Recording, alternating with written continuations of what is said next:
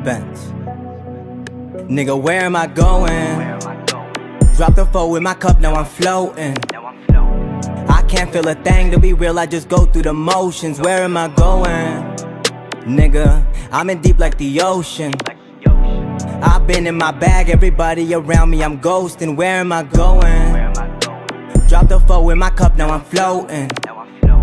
I can't feel a thing, to be real, I just go through the motions. Where am I going? We are going to another episode of HardFoul Radio. This is the show that values time and puts God first. Thank you so much for joining in. Appreciate you guys as always. So let's get right into it. You can't have it both ways. You do not get to have all of the accolades and all of the fame and all the stuff that comes along with winning and being successful, and then we're just going to change the narrative on something. Let me rephrase that. Let me just be very clear. The Kansas City Chiefs are 1,000% the current dynasty in the NFL. 3 titles in 4 years.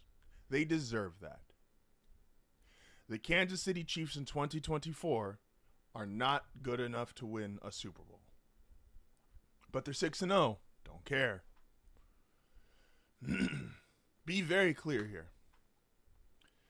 There's a handful of things. We're going to go for a minute here. I normally don't do my first segment this long, but we're going to go for a minute here because there's just a lot of things I think we really need to actually discuss about who are the 2024 Kansas City Chiefs. First off, your reputation gets you only so far. Yes, again, they're the current dynasty. Their reputation is that Mahomes, Reed, Kelsey, that is a Chris Jones, that is a championship reputation. You can also acknowledge that they have a championship reputation and that this year they're not good enough. Shaq and Kobe had a championship reputation and one year they weren't good enough. Tim Duncan and the Spurs had a championship reputation, and then one year they weren't good enough. The New England Patriots, the greatest dynasty we've seen in the history of the NFL, maybe in the history of sports. Tom Brady, Bill Belichick, both respectively considered the GOAT at what they do, winning multiple championships, 6 when they were together. And then one year, they just were not good enough to do it anymore. Here's the thing. Yes, you can't take away what they've already done. But let's look with some relatively fresh eyes. Let's look at just the performance on the field. Why, if we're just viewing the performance on the field, why do we think the Chiefs are really any different than the Pittsburgh Steelers? I get great defense with both. I get so-so offense. And I get a great head coach. You want to say the Chiefs are slightly better on defense? Really, I'd give it to Pittsburgh. You want to say the Chiefs are slightly better on offense than Steelers? Yeah, probably. And at head coach, you'd have to give it to Andy Reid. But with that being said, what's the difference? Great defense, great coaching, a so-so offense. Well, Mahomes just finds a way to get it done. And what happens when he doesn't? Again, Brady, Belichick, Shaq, Kobe, Duncan, Popovich, they all found a way to get it done. And then one year, they couldn't get it done anymore. Just because you've been great, just because you've been at the top of the mountain, just because you've been the best team in the league, does not guarantee that you are still that now. We have to look, observe, analyze, and go, this is what the 2024 Kansas City Chiefs are. We've already acknowledged they are no longer the offensive juggernaut they were 3-4 years ago. And we said, okay, well, they'll just play like this new, tough, hard-nosed football team, play defense. But at some point, you stop winning these close games. And any other team, and it's happened all throughout sports, eventually stop winning those games. We've seen teams win close games multiple times that the history choose. Football, basketball, baseball. But why that's never reliable, stat or a reliable trend is because at some point the call doesn't go your way. You don't get that one tipped pass that leads to interception. And we can see it as we're watching them. Excuse me. We can see it. We all watch the games. You know what a game feels like when a team is just rolling and dominating. And to compare them again to the Pittsburgh Steelers, who no one thinks have a dynamic offense, who no one thinks is in any way, shape, or form a real Super Bowl team. The Steelers have dominated their last two opponents, the Raiders and now last night the Jets. Who was the last team Kansas City dominated? Bad teams have dominating quarters or halves. Like, what are we doing when it comes to the Kansas City Chiefs? Are we just, and here's the other part. The media, it's so infuriating because the media was ready to write them off last year. Offense wasn't as good. Even though their defense was still playing great, we weren't ready to call it one of the great defenses or all-time defenses. So the media wrote them off pretty early on. They can't do this. They can't do that. And now it feels like because they won last year, now the media as a collective has gone, well, now we can't say anything bad about them because if we do, we're going to sound stupid or we're going to be wrong or we're going to, like, there's some kind of, maybe it's internal pressure from ESPN or FS1 that, hey, we spent so long saying the Chiefs can't do this and then they did. It made us look like we weren't smarter than the average fan. It made us look like we weren't really analysts. It made us look like we didn't know what we were talking about. And maybe that secretly plays into why the narrative has been now almost you go to any major network, again, ESPN, FS1, whoever you're watching sports with, CBS, it's, oh my gosh, look at how amazing the Chiefs are. Why are they amazing? They beat a Niners team actually, which would, some people tell you, that's their most dominant win. Deebo Samuel went out with three plays into the game. Ayuk left the game in the second quarter. Still no Christian McCaffrey. Like, at what point, yes, the Niners on paper should be a dominant or impressive win. But we also have context. You know, the Chiefs are missing players too. The Chiefs are missing a guy, with all due respect to Rashee Rice, who should have started the season suspended to begin with. And then they are missing a running back, and at the tackle position, which they haven't invested in, they just have a rookie that hasn't played well. And I'm supposed to feel bad? Travis Kelce's still there. Chris Jones is still there. Bolton on defense. A lot of their defense is still really healthy. So let's not compare Samuel, Ayuk, guys who have been all pro in this league. Christian McCaffrey, probably the best running back in football. Let's not compare those guys to who the Chiefs being out a guy who should have been suspended to start with anyway. And so the media, again, it's been this huge overcorrection because it's not about being authentic. It's not about being whatever they want to be. It's like, no, we were just all wrong on the Chiefs last year, and I was too. But we have new information. I have a year and a half of Patrick Mahomes playing subpar quarterback. Is he still a 3-time Super Bowl champion? 1,000%. Is he still one of the greatest quarterbacks to ever play the game? Obviously. But is he playing like shit right now? Yes. And that shouldn't be hard to acknowledge. What the Kansas City Chiefs are doing are living 1,000% off reputation. Again, we used to give this to the Patriots. We used to give this to the Spurs. Oh, well, they're a championship team. They'll do it. At some point, that stops being true. And I'll give you this to wrap this in a nice little bow. There's a lot of people who, the few people that have spoken out against the Chiefs, say a lot of the same things I'm saying. But then the response is always, well, they did this last year. Well, they did this last year. And you're right. If you're a Chiefs defender or a Chiefs fan, you're 10,000% right. But can I give you an interesting scenario that I believe is actually playing out, but we won't really acknowledge it? This is my hot take of the year.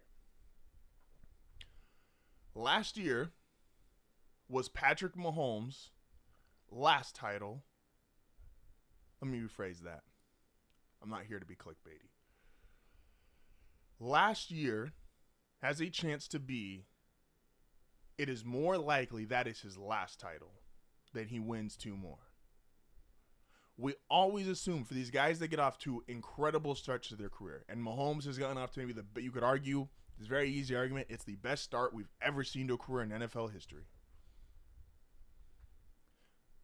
Is it not fair to assume or to think or to guess or hypothesize that potentially that was his peak? That he's not, all I've heard the media say is, oh, he's going to hit another level. He's going to hit another level. And the other level hasn't been hit. He won an MVP, threw 50 touchdowns, led the league in scoring, and ever since then it's been downhill as far as his actual production. Yes, the defense has picked up, but that's not why Mahomes was special. That's not why Mahomes entered the GOAT conversation at such an early age. He entered it because unlike Tom Brady, who we called and decided was a game manager for the first half of his career, we didn't call him a great quarterback statistically. The numbers didn't back it up until the second half of his career. So Mahomes was winning, and he was the reason they were winning. And that was the thing that made him different than Brady. Well, what makes him different now? Both at this stage in their career, carried by great defenses. Both at this stage in their career, not putting up the most impressive stats. Still play good in the fourth quarter. Still make a play here or there. But those plays mean less if your defense can't keep you in that game. There's a lot of bad NFL teams that have great defenses and a quarterback that just can't make the play.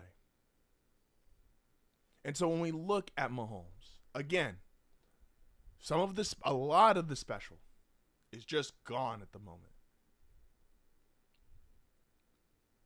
What if this was his peak that we've seen the last 7 years? What if we've already seen the best of Mahomes? Again, and when you are great, and I'm talking about all-time great, and Mahomes is already all-time great. The 2014 San Antonio Spurs. Why is that team different out of all the San Antonio Spurs titles? Greg Popovich and Tim Duncan won 5 titles. Why is that one different? Because that was the one Tim Duncan, with the end of his career, towards the end of his career, with the last of his powers, got a title. Tom Brady in New England, the last title they won up there. That was Tom using the last of his greatness with New England. Him and Belichick, it no longer worked. Talent wasn't there. Tom wasn't good enough at that point in time. That combination of Tom and Belichick weren't good enough to elevate everybody else. And they pulled that title out when realistically they should not have. What Patrick Mahomes did last year was not the aberration or you got to get him now because they're only going to get better. If you look at the way they played last year, the way he's played this year, last year was, this is the last of his great superpowers. And he was able to will that team with the last of his abilities to another title. Look at the Denver Broncos in 2015. Peyton Manning, who was clearly not Manning anymore, threw way more interceptions than touchdowns. And that defense, plus Peyton Manning's brain, got them to a title. And Peyton was a shot fighter. Mahomes right now, well, yes, they're still, you can point to 3 or 4 plays a game and be like, he's not a shot fighter. But every all-time great on that level can get you 3 to 4 plays a game. Every all-time great can step into that moment. Again, what's the deal with Travis Kelce? I still believe if Kelce had to get for one more game, you told him it's a Super Bowl, he could get you 8 or 9 catches for 100 yards and a couple touchdowns. But he can't do that throughout the regular season. Hell, I don't even think he can do it I think he's got maybe 3 or 4 great games in total left in his body. He's a 35-plus-year-old tight end. The only guy who's been dominant on Kansas City out of these stars is Chris Jones. And Chris Jones is actually in the prime of his career. But the magic that Mahomes has been producing, this idea around the Kansas City Chiefs of who they are and what they're supposed to be, is just flatly false. And at some point, sports always finds a way to correct itself. Tom used to always win these games. Peyton's won a lot of these games. Go to other sports, Duncan and Popovich won a lot of these games. Kobe and Shaq won a lot of these games. And at some point, I always say, you go from innovative to outdated much quicker than people think. Look at Sunday Night Football. Aaron Rodgers won back-to-back MVPs and then fell off a cliff due to his age. Russell Wilson was let Russ cook. He was a 2-time Super Bowl participant, a one-time winner, and he was great, and then he fell off a cliff. And those are other guys, Aaron Rodgers more than Russell Wilson, who were in that all-time quarterback greatness ability. It happens to everyone. Mahomes isn't different. The same way Brady wasn't different. The same way Kobe and Shaq weren't different. Right now, the only guy you could argue is different is LeBron. And if LeBron plays long enough, he would also start to show. And it does, even though statistically not. The LeBron James we have now is not the LeBron James we had 5-6 years ago. It's not the LeBron James we had 8-9 years ago. This Chiefs team is living off of its reputation. Because if the Pittsburgh Steelers were also 6-0, no one would give a rip. No one would think that, oh, they're a serious threat. It's because you got 3 Super Bowls. Fine, but when does your reputation no longer count? When does your reputation no longer get you through the day?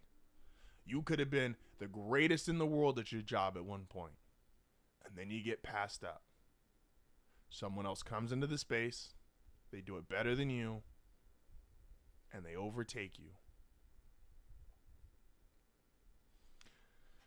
Man, there's so much to talk about today, but I was talking to Tony, and Tony was supposed to join us tomorrow. I was talking to him, and I was like, I just don't think the Chiefs are good. And as someone who's been a fan of a team in their division, I've seen the rise of Mahomes, I've seen all the Super Bowls, I've seen all the winning, I've seen all this stuff. This team is just not good. And not saying that they won't. Now, I think NFL as a whole right now has a problem with the quality of play in the NFL, which we're going to get to that later. But the reality is, this Chiefs team is not a Super Bowl team. And it's not just rinse and repeat of what they did last year. Otherwise, everybody would repeat as Super Bowl champions. And that's just not how it works. When we come back, a lot more to discuss. The Lions and Vikings won an amazing game. The Wnba Finals, Game 5. Wonderful game, controversial call. But I'll say why the controversial call is actually good for the WNBA. I know no one likes this opinion, but it's actually good for them. This is HardFoul Radio. We'll be back momentarily.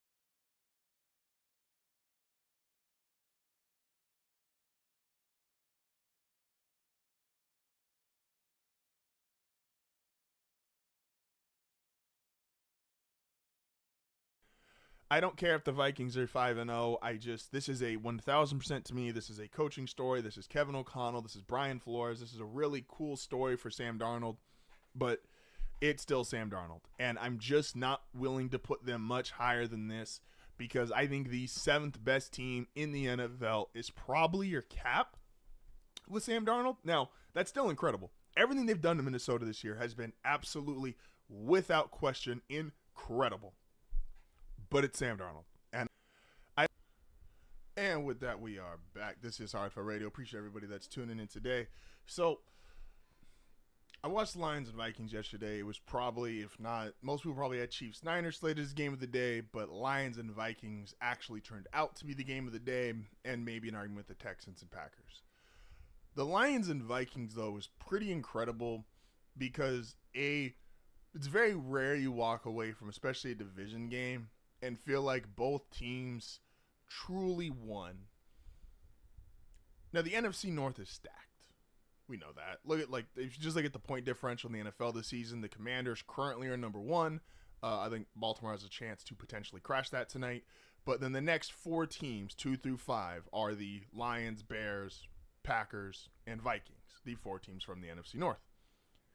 And I'm watching that game, and I think most people came away from it going, oh yeah, clearly the Lions are better.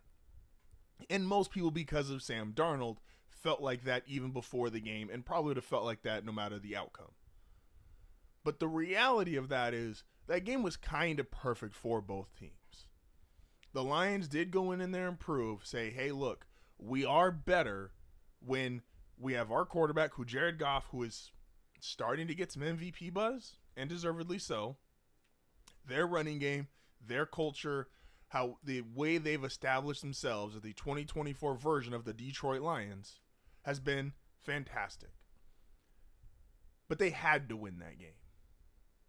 This is where I say it was good for both teams. And I feel like both teams did win.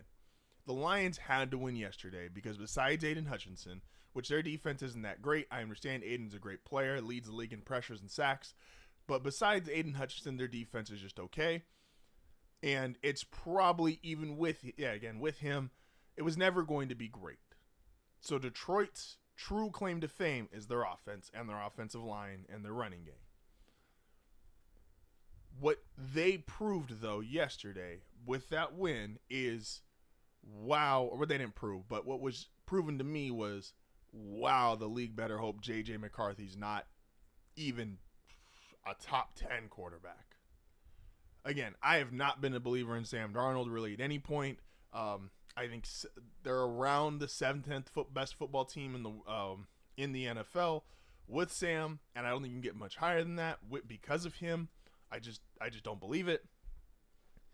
But if J.J. McCarthy is really good to great, who is beating this team the next 5 years?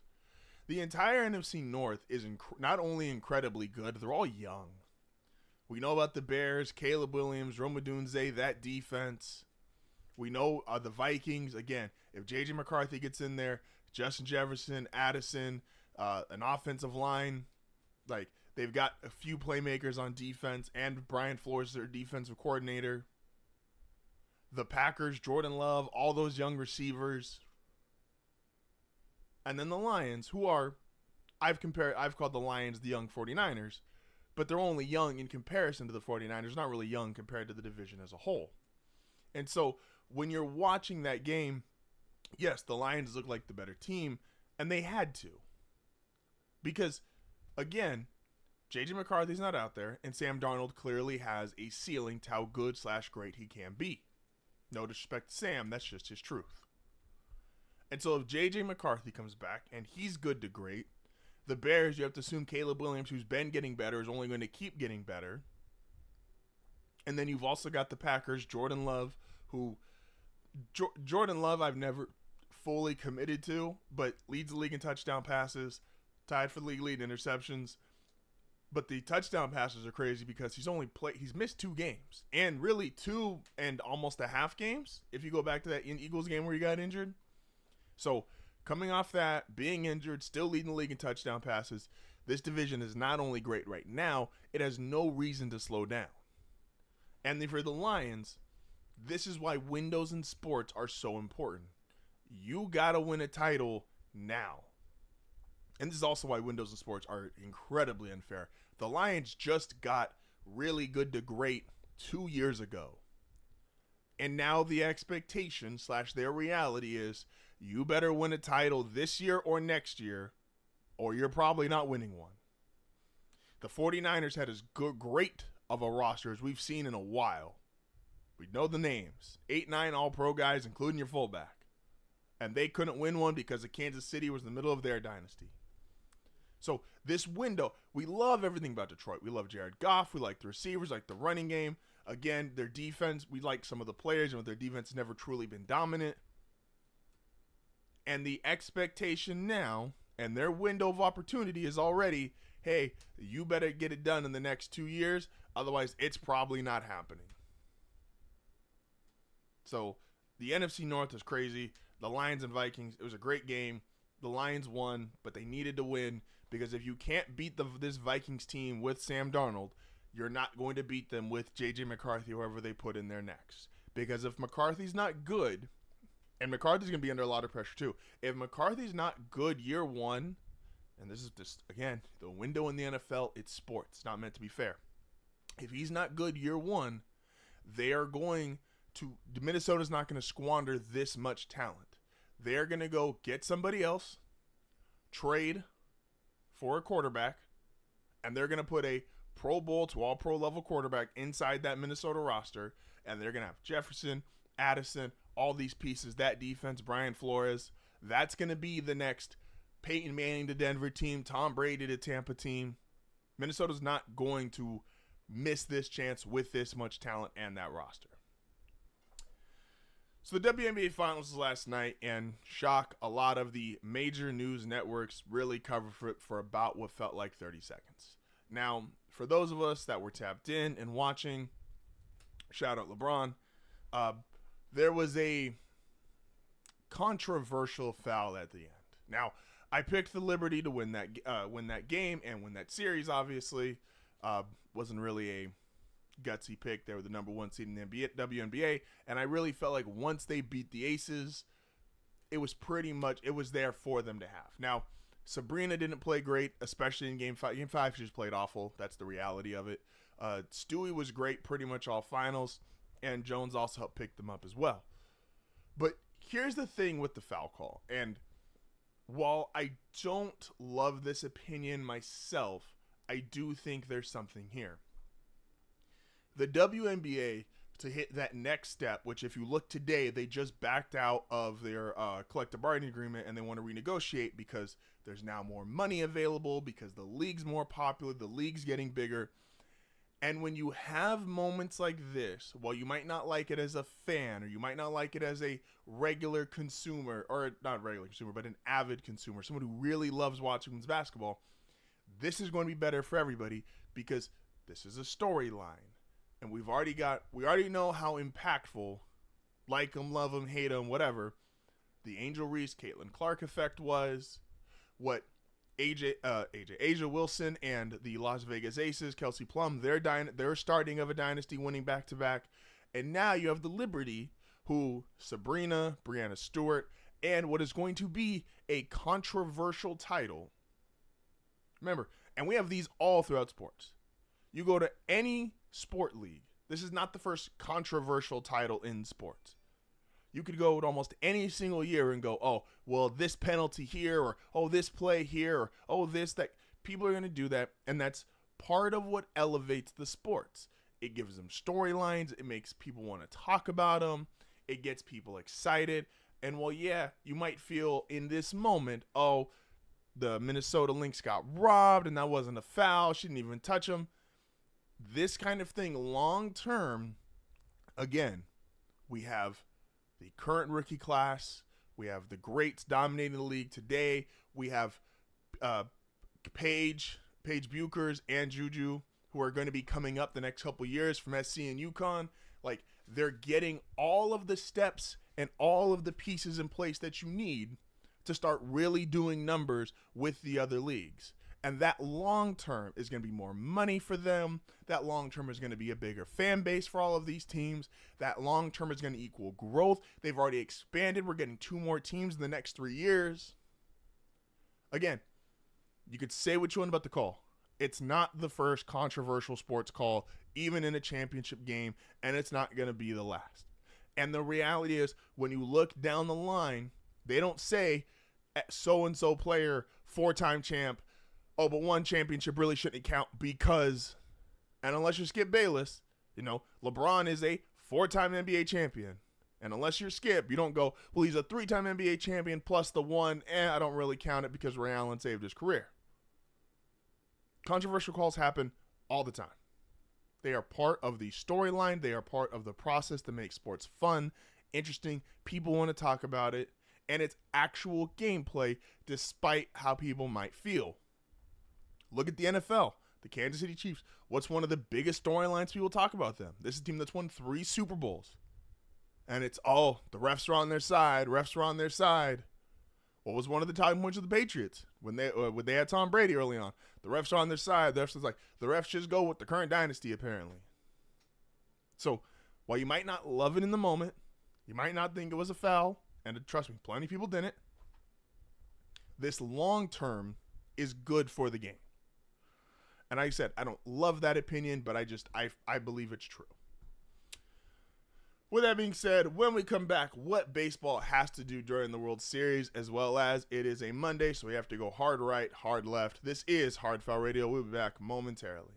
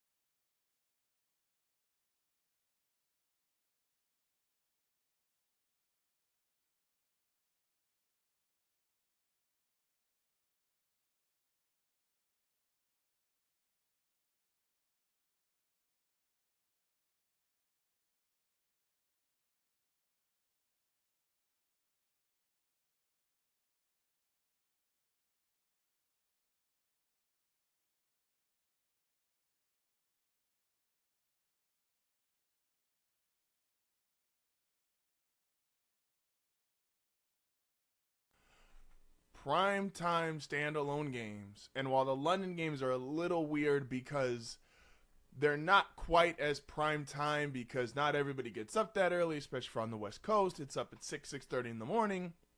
So it's not quite as big as a Sunday night football, a Monday night football, these other primetime games.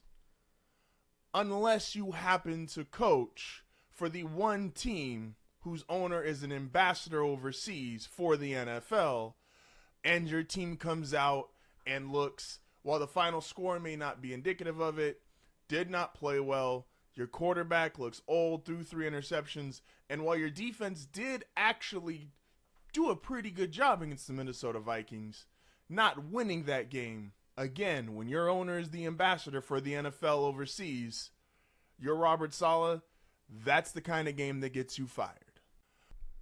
And we are back. This is HardFoul Radio. Appreciate everybody for tuning in. Baseball, it's your turn. So the WNBA finals just did. The numbers aren't out yet, but I'm just kind of based off the reaction and the crowd size. Looks like they were set to do bigger numbers than last year even. Football, obviously, is just killing it with numbers. The NFL is king at the moment, despite what you could arguably say is maybe the least good teams or good football we've seen in a long time. So baseball, it's your turn. You got what you wanted. You got the Dodgers, the Yankees, 2 big-time brands, Judge, Ohtani, Soto, Garrett Cole. Like, take your pick of player. Like, you have whatever you want. You have it all. This is what you wanted, and if you want to prove that you are good enough as a league to compete, like, you've got it all for this World Series. Now, there's 2 things though that are happening in this World Series, and I want to bring them up. So, the first is, and I want to make sure I say this correctly, the conversation of owners or not even owners, but teams, how much they're spending, and payroll on, like, baseball payroll in general. There's no salary cap and there's no salary floor. We all understand that. This is why teams like the Pirates and Rays play very little for guys. And the $300 million payrolls, the Yankees, the Mets, and the Dodgers were the last 3 teams standing. And a lot of people, don't like it because of the way we view rich people. And that's fine. Now, I did see this and I thought this was interesting. It's not just how rich are you, but it's also what, in a sport like baseball, it's what are you willing to invest? And I think some of that should go into how we view some of these mega payrolls. And trust me, I'm a guy who, you don't need to do much for me. I will complain about teams having too much money left and right. And I think baseball at some point should get a salary cap. But would a salary cap actually fix baseball's problems? I don't believe so. So let's just go down a couple things here. The richest owner in baseball is Steve Cohen, $16 billion. Okay? $16 billion. That's a lot of money. The second richest owner is Edward Rogers III of the Toronto Blue Jays. Okay? Fair. I think that's, I would not have known that, but the Blue Jays, second richest owner in the sport. So the Mets, it makes sense. Steve Cohen, $60 million, number 1 payroll in baseball. The Blue Jays are number 9, but $100 million difference from the New York Mets. So it's $100 million of payroll that this other equally extremely wealthy owner not willing to pay. Okay? Interesting. The Atlanta Braves, John Malone is 3rd. Atlanta is 6th in payroll. Then we get down to Charles Johnson for the San Francisco Giants. And the Giants are 10th in payroll. But we're not talking about those teams, right? We want to know, out of the last 4 teams that were standing, the Yankees just beat up the lowly Guardians. Those mean old Yankees, and trust me, I'm all for Yankee slander.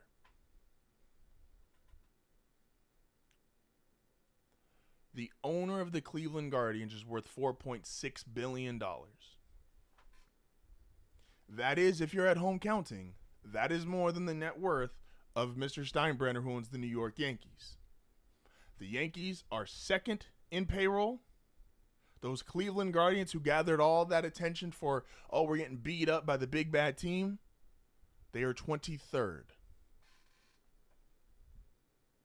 I'm not saying that baseball doesn't need a salary cap or a salary floor, but I am asking that we are consistent and we understand what we are complaining about. Some of this is not a matter of, oh, is the salary cap messing this up? Some of this is, should this guy be owning the team, and is he investing the way I would want the owner of a professional sports team to invest? And again, there's some big gaps. Like, I wouldn't expect, Steve Cohen's worth $16 billion. I wouldn't expect the same investment that a lesser owner has. And that is when you can have this real conversation or argument. Except I'm looking at this now. The Detroit Tigers have the 8th richest owner in the sport. And all I heard and all saw everyone complain about was how little their payroll is. By the way, their payroll's 26th. The 8th richest owner in the sport has the 26th highest payroll. Would salary cap fix that? Asking for a friend, even though I know the answer. So, if we're going to complain about the salary cap and the flow of it, like, we just need to know what we're actually complaining about, because that's not it. Ask your owner, demand from your owner to invest more in the sport and not just make, because these guys are all making hundreds of millions of dollars off these teams. Again, Detroit Tigers, 8th richest owner in the sport, 26th in payroll. They just had a magical season.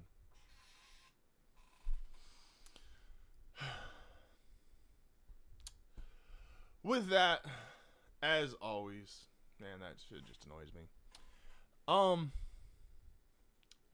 With that being said, we are going to, it is Monday, every Monday, pretty much right at 5:30. I'm a couple minutes early. We do hard right and hard left. If you're going to come out swinging with takes and you're going to talk as much as I do, then you need to be held accountable when you are wrong. And also, you get to brag when you are right. So we have hard right, hard left. Let's start on the down note. Let's start with hard left this week. And so for hard left, it's got to be the San Francisco 49ers. Look, I have said for as long as anyone can hear me, and I've been right for the most part, but I think I was on the train a little too long, and the train is now going off the tracks, that I thought the 49ers roster was too good. I thought between all of their all-pro players, and I thought they had really actually gotten past the injury bug, which had plagued them a few years ago, and I was becoming a believer in Brock Purdy. And then I watched that game yesterday, and now the injury bug is real. McCaffrey's been out the entire season. Ayuk's going to miss the remainder of the season. They've had injuries up and down their defense. Everybody pretty much, I think, has missed time besides Bosa and Warner. And Trent missed some time yesterday because he swung at someone. But the injuries are really starting to add up on this team, who do play a very physical, tough brand of football that is more inclined to get you injured the more you play it.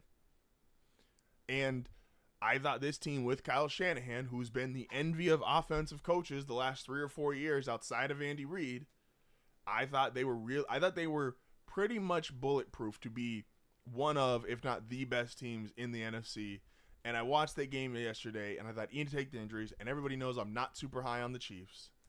But it feels like, oh, yeah, this team is as good as the current Chiefs, but I can't say how I feel about the current Chiefs and then say a team that I think is just on par or right there with them, that I can't elevate them and make them higher than they should be. The reality is this Niners team is just not, they're not that anymore. For the last several years, they have been better than everybody just getting off the bus. Just list off the names. They've had more all-pro players. They've had more great players. They've had the best coaches. Like, they just get off the bus and okay, we're getting our ass kicked today. And it no longer feels like that. And that doesn't mean Bosa still can't have a great game, or Warner can't still have a great game, or that Purdy won't have some great statistical games. But Debo's inconsistencies, Ayuk even prior to the injury was pretty much non-existent this whole year. Like, the Niners just are not. They've been that team. They've been the powerhouse of the NFC. It almost feels bad because to be that great for that 5-6 year stretch like they were, you would think they'd have a Super Bowl in there, but losing a quarterback in the NFC Championship game, having to go up against prime Patrick Mahomes, they just couldn't get it done. And while I thought it was going to be pretty much rinse and repeat and they were going to get back there, the reality is I think they, like the Chiefs, are no longer that team.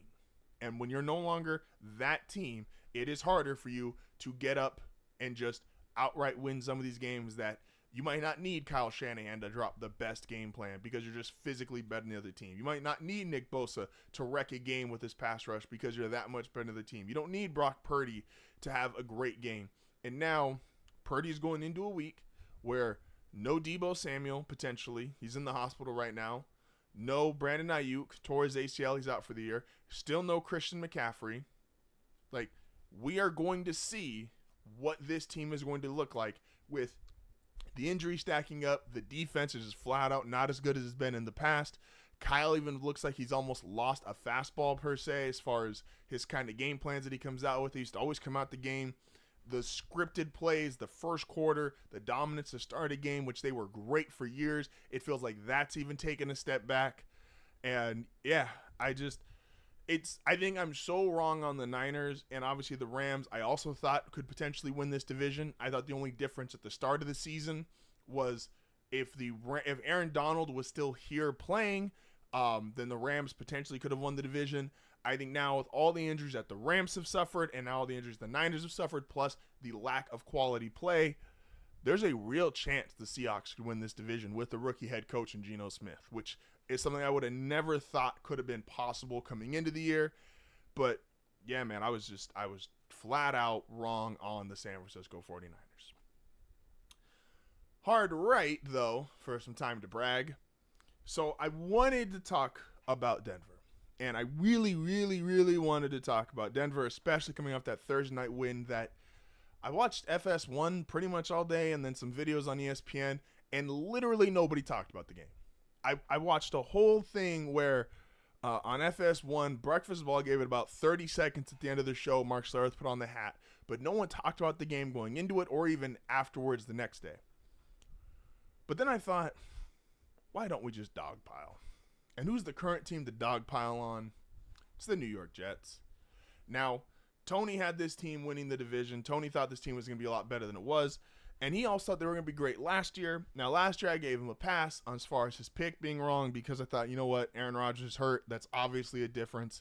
I'm not going to act like Aaron Rodgers, even older, is not better than Zach Wilson. And maybe last year would have been different. But this year I was pretty firm on, I don't care if Aaron's healthy or not. I don't think he's that good anymore. I've never been the biggest Garrett Wilson guy. Everybody knows where I stand on Sauce Gardner versus PS2 is going to end up being one of those debates that feels like Chris Paul, Darren Williams, where maybe in the moment you could have made a case, but long term we're like, wait, we ever compared these two guys? I'm even watching the game last night, and Sauce has always been a physical corner, and I don't deny that you can be physical, but he has some of the worst technique you can have for a guy who's supposed to be an all-pro cornerback. One of the highlights, they literally show Chris Collinsworth just stops talking because he goes, Russ throws the ball, Pickens can't get around, and he's like, and Chris just goes, well, I guess Pickens couldn't get around fast enough. And you literally see Sauce Gardner grab his helmet, twist his head so that he can't actually get his head across. And the ref goes, yeah, no, that's fine. That's just regular defense. Like, Sauce Gardner is he has lost the technician part of corner. They just, he's again, we're going to look back at those debates and go, why was this ever a conversation? PS2 is clearly the better player. Devontae Adams, I like Devontae Adams. I think Devontae Adams could still be a great receiver in the right situation. And despite what their history might say, Aaron Rodgers and the Jets Aaron Rodgers specifically with him, that's no longer the right situation. Aaron Rodgers is no longer that player. And Devontae, who is no longer the player he was in Green Bay, can't elevate Aaron also to that level and go, oh, we're just going to fix this. We're going to make this better. We're going to figure this out. Again, what part of the Jets were we supposed to be the most impressed with? Their defense? Well, that was their head coach.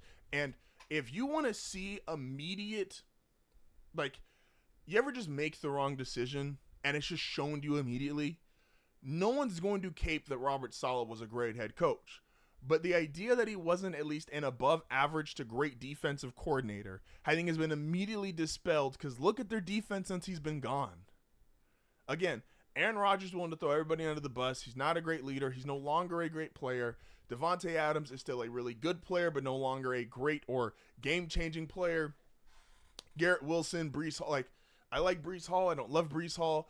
I think there was a lot of overrating on the Jets. They tried to fix with the offensive line. And again, we have to, at some point, if we are going to crown, and they deserve it, Brady and LeBron for how great they were so late into their careers, we also have to acknowledge it's an anomaly and not just go, oh, the next great 30-some-year-old quarterback who switches teams and is about to be 40 on a new team and act like that's just going to be okay or like, oh, that's just totally going to work. It's not. There's a reason why we've only seen Tom and LeBron do it. So, yeah, there's my dogpiling on the Jets.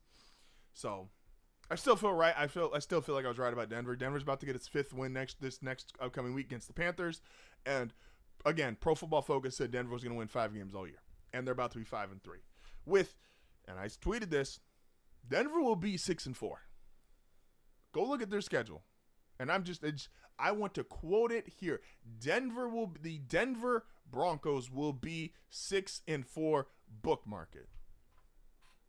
This is HardFoul Radio. We'll be back momentarily.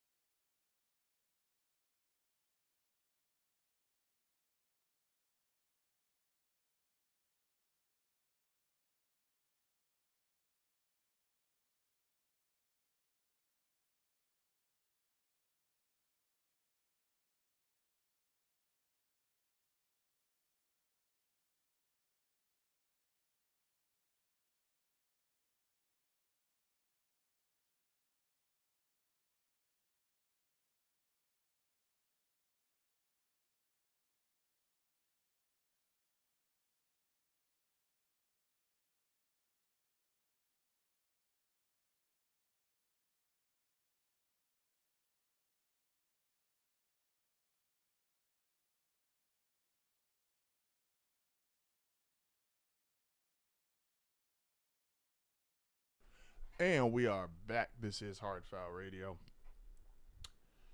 We doing a little bit of Monday Night Football checking.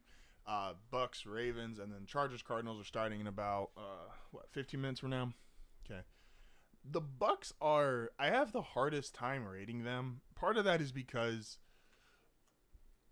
they have a loss right now that I think I think the world has a hard time rating the Bucks. There's a lot of things here that if they were just different names, I feel like we would just accept. And this is, again, I'm kind of re-delivering the issue on my issue with Kansas City is that the names make us feel like it's a better situation than what it really is. But because the Bucks have Baker Mayfield, who in a lot of people's mind is this retread quarterback, they have guys who, Mike Evans, while it's an amazing accomplishment, I don't think people understand, like, because he's never been the number one receiver in the league, him just having 1,000 yards year after year after year, I don't think we give enough credit. They have a retread, quote unquote, head coach. Like, just a lot of it, it just doesn't feel like a team that should be a top 10 team. And because I think they lost to Denver early on, at the time, that was considered a bad loss. Denver was 0-2 at the time. And people thought, okay, well, it's rookie quarterback. Denver's been bad. They're going to still be bad. And you lost to them, and they lost to them handily. And so I don't think the Bucks are really going to ever get the credit. But let's say they're up 10-0 right now on the Ravens. Let's just say, hypothetically, and I don't want to put Tony in a bad mood before he comes on tomorrow, but let's just say they win this game, right? That means they'll be 5-2 with two of the most impressive wins that you can have at this point in the National Football League, which is a win against Detroit in Detroit and a win over Baltimore, who's rolling 4 straight wins, the most dominant running team we've seen in the last 15, maybe ever. Statistically, it's the most dominant running team ever. They outrushed teams by 150 yards a game. And so I want us to contextualize, who at some point we have to analyze the play, not just the players. Meaning it can't just be, well, you're only great because the names on your back are great. If you're playing great, that's how we find more new great players. And so, and again, they could have been up 14-0 in this game. There was a touchdown that was taken back due to holding. I'm not going to get into the officiating part of it, but I feel like at some point, and I put the Bucks in my top 10 last week, but at some point we really have to look at them and go, okay, could this actually be a team to contend in the NFC with what looks like right now the entire NFC North? A team that could contend with the Falcons if they get to where we think they're going to get with Cousins and these weapons. Can they compete with whoever comes out of the NFC East, which right now it looks like Philly? The Bucks are legitimate. And at some point you can't just keep going, oh, well, it's retread quarterback, retread head coach, and it's Tampa, so it's always kind of funny. No one wins in Tampa besides Brady. We have to really start evaluating and analyzing this team as who they are, not who they've been. So, and Baker's playing, if you just believe in an MVP is numbers based, Baker's playing pretty much as good as anyone currently playing football, just statistically speaking. So, and that's with the Bucks. Last thing I want to talk about here is, before we head out, I've seen some people complain about this, and I started to, and then I caught myself. How often do you want your team talked about? I think everybody to some degree would love to turn on sports television and go, oh, they are talking about my favorite team. Now, the reality is the way these networks work and the way money works, the teams that get discussed the most are the Cowboys, the Lakers, the Yankees, these huge big market teams who statistically it's proven people tune in to watch. Now, whether that's enjoying watching these topics or they're just hate watching, these are the most polarizing teams. And so networks, especially big networks who have to pay these personalities a lot of money and say, hey, we want to get the most bang for our buck. We're going to talk about the Lakers. We're going to talk about the Yankees. We're going to talk about the Cowboys. And so you're always in the kind of second place to those teams. But then when you get into that next set of teams, which is usually you get kind of what's ever the biggest story that day, and then you get, well, who's winning the most, which ironically is usually never the Lakers, Yankees, or Cowboys. So you're going to get, okay, who's winning? And then I've said this before, a lot of analysts have just turned into critics where they only talk about people that are losing, or how can I basically trash talk a guy on live television. But then, and I was thinking this, and I saw some people in the Denver Reddit talking about this, is that, oh, well, no one, and I just brought it up, no one's talking about the Broncos. Won 4 out of their last 5 games. They've dominated both the Bucs when they played them in week 3, and they just dominated the Saints on a prime time game, Thursday night football. And then I was looking at it, and I've seen all this Jets talk going on the last couple of days. Why are we talking about the Jets? They're not even good. The Jets are who the Broncos have been the last 2 years with Russell Wilson.